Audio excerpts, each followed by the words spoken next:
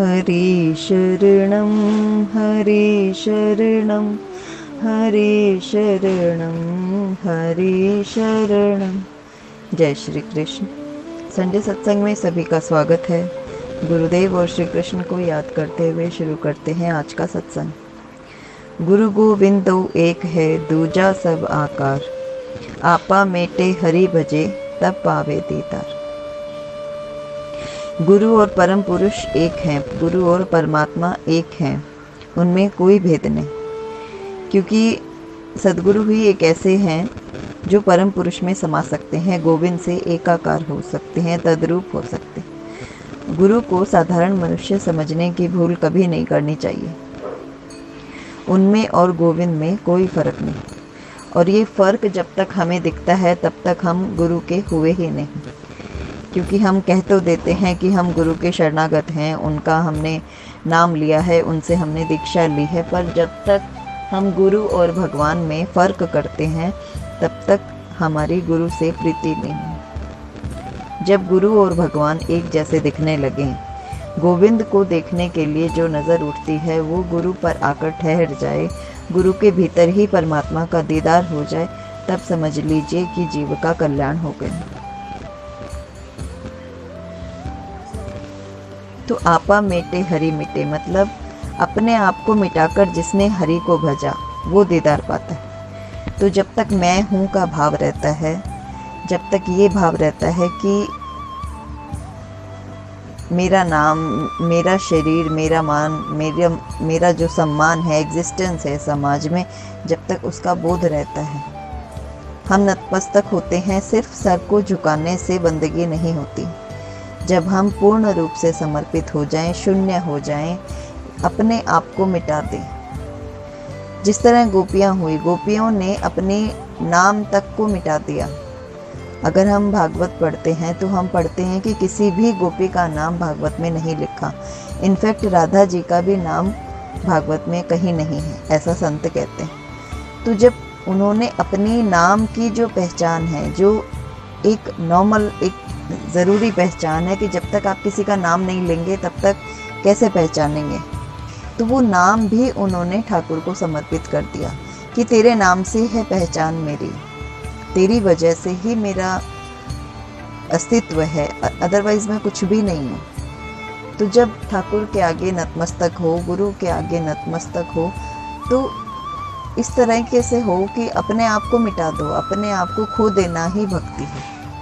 जब तक हम अपने आप को नहीं खोते, अपना बोध रहता है कि मैं ये हूँ, मैं पैसे वाला हूँ, मेरा समाज में ये पोस्ट है, मैं इस परिवार से हूँ, इस कुल जाति का हूँ, इस वर्ण का हूँ, जब तक ये सब बोध रहते हैं तब तक भक्ति नहीं हो पाती। यूँ तो साधु संतों के पास बहुत से लोग मिलने जाते हैं, उनसे दीक्षा लेते हैं, लेकिन कोई एक ऐसा होता है, कुछ लोग ऐसे होते हैं जिन पर हरि की विशेष कृपा होती है, जो हरि चाहते हैं कि वे मेरी तरफ आएं, और उनको अपनी ओर बुलाने के लिए ठाकुर उनके जीवन में गुरु को भेज देते हैं, और गुरुदेव स्वयं चलकर आकर भक्त का द्वार खटखटाते हैं, उन्हें अपना आश्रय देते हैं, उन्हें नाम देते हैं, उन्हें मंत्र देते हैं, उन्हें अपना बनाते हैं। और जैसे ही गुरु मिलते हैं तो हरि से प्रेम अपने आप होता है, जीवन में साधना शुरू हो जाती है, जीवन ही साधना बन जाता है, क्योंकि जीवन में आने वाली हर अच्छी बुरी परिस्थितियां सीख देती हैं, आगे बढ़ाती हैं, मन को मार्ग दिखाती हैं कि मनमोहन की ओर चलने के लिए प्रतिकूलता कोई बाधा नहीं है। कल तक जिस बाधाओं से, प्रतिकूलताओं से हमें तकलीफ होती थी, वही प्रतिकूलता अवसर लगने लगती है, वही दुख तकलीफ हमें ऐसा अनुभव कराती है कि हम इन्हीं दुखों की वजह से हरियोग की ओर चल सकते हैं। जब तक जीवन में गुरु थे, गुरु नहीं थे, तब तक मैं था, पर जैसे ही गुरु आ गए मैं मिट गया, और मैं को मिटाने के लिए समर्पण बहुत आवश्यक है। समर्पण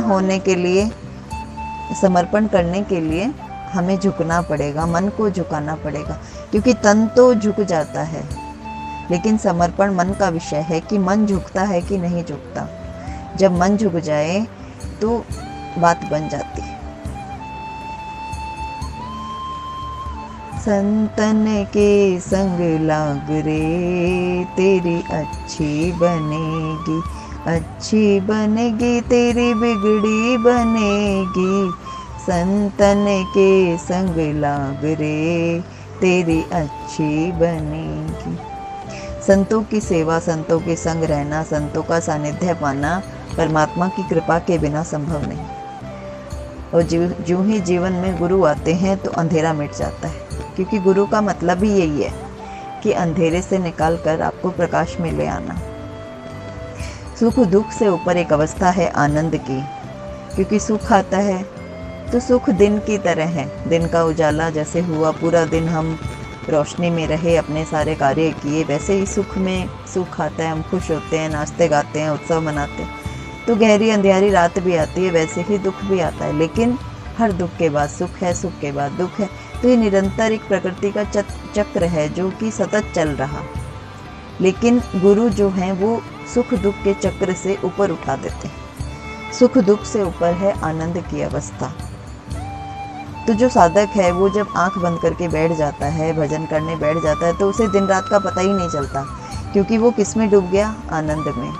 और जब आनंद में डूब गए तो फिर मस्ती का क्या कहना, प्रभु से एकाकार हो जाना, अपने आप को मिटा देना।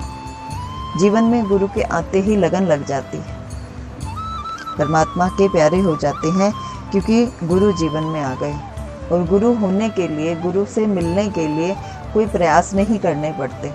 जब तक जीवन में गुरु ना हो, हम श्री हनुमान जी को, शंकर जी को, श्री कृष्ण को, किसी को भी जीवन में अपना गुरु मानकर अपने कार्यों को कर सकते हैं। और उनकी कृपा होने के बाद मनुष्य रूप में भी गुरु यानी गोविंद, गुरु के रूप में गोविंद हमारे पास आ जाते हैं और हमें प्रेरणाएं देते हैं।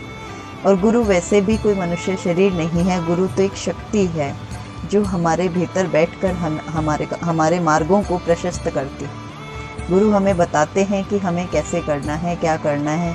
हमारे विवेक की जागृति गुरु करवाते हैं। हमें आगे बढ़ने के लिए मार्गदर्शन चाहिए होता है।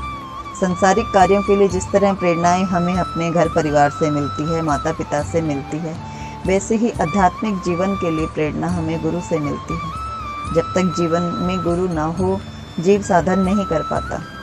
और बहुत 100 में से 1 लोग या 1000 में से 1-2 लोग ही ऐसे होते हैं जिन्हें भगवान की ओर चलने की चाह होती है। अंश तो सभी परमात्मा के, लेकिन जब तक गर्भ में थे तब तक पुकार थी कि हे परमात्मा, मैं आपको भूलूं नहीं, मैं बाहर आकर इस गर्भगृह से निकल कर मैं आपका भजन करूंगा।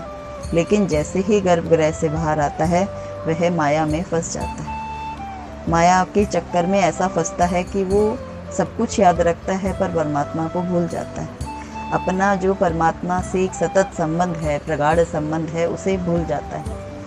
और उस संबंध की ही चेतना गुरु कराते हैं। वे बताते हैं कि तुम वास्तव में कौन हो और क्या करने आए हो। जब हम किसी घर में मृत्यु घटित होते देखते हैं तो हम देखते हैं कि वो देह जो अभी थोड़ी देर पहले चल फिर रही थी, खा पी रही थी, वही जीव अब निष्प्राण पड़ी है। उसमें से क्या निकल गया? एक जीव निकल गया, एक रोशनी निकल गई, एक प्रकाश निकल गया। जैसे ही प्राण निकलते हैं वो देह गिर जाती है। उस देह को हम भी अपने घर में नहीं रखते, वो देह सड़ने लगती है, उसे हम जला देते हैं, उसका अंतिम संस्कार कर देते हैं। तो वो प्राण तत्व वो किसका था? जो हमें उधार मिला था, वो प्राण तत्व हम थे, हम वही थे।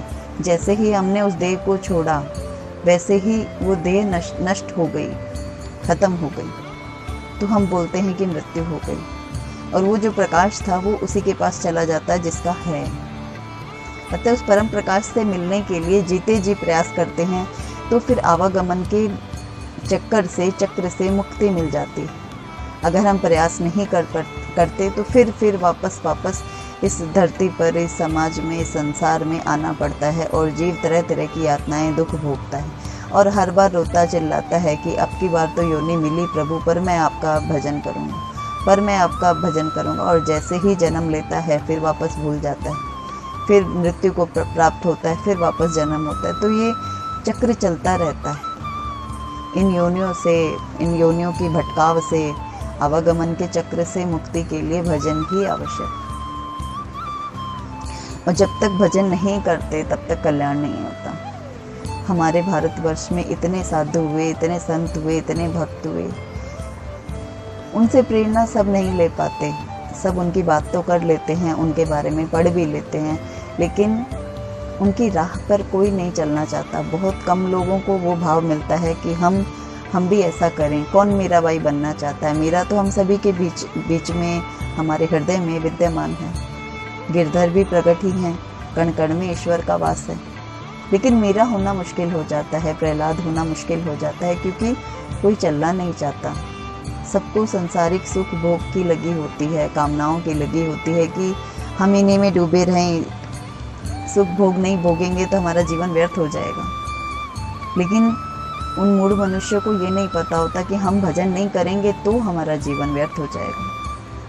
ये जो मनुष्य देह हमें मिली, भजन करने को मिली, और हम माया के जंजाल में उलझे। जब तक ये माया का फंदा नहीं कटता तब तक भजन में नहीं लग पाते। इसके लिए गुरु का होना नितांत आवश्यक है, और गुरु गोविंद एक है। इसलिए गोविंद को भजो, गुरु को भजो, किसी को भी भजो, लेकिन भजते रहो। गुरु गोविंद दो खड़े, काके लागू पाय, बलिहारी गुरु आपने, गोविंद दियो बताए गुरु जी, गोविंद दियो बताए। जीवन में गुरु नहीं आते तो गोविंद का पता नहीं मिलता। इसलिए गुरु गाइड है, गुरु मार्गदर्शन है, गुरु प्रेरणा है, गुरु भाव है। गुरु बस शरीर नहीं है, शरीर के रूप में वो दिव्य आत्मा, वो परमात्मा स्वरूप देह हमारे समक्ष आती है और हमें प्रेरित करती है, हमारे जीवन में भी प्रकाश कर देती है। जय श्री कृष्ण।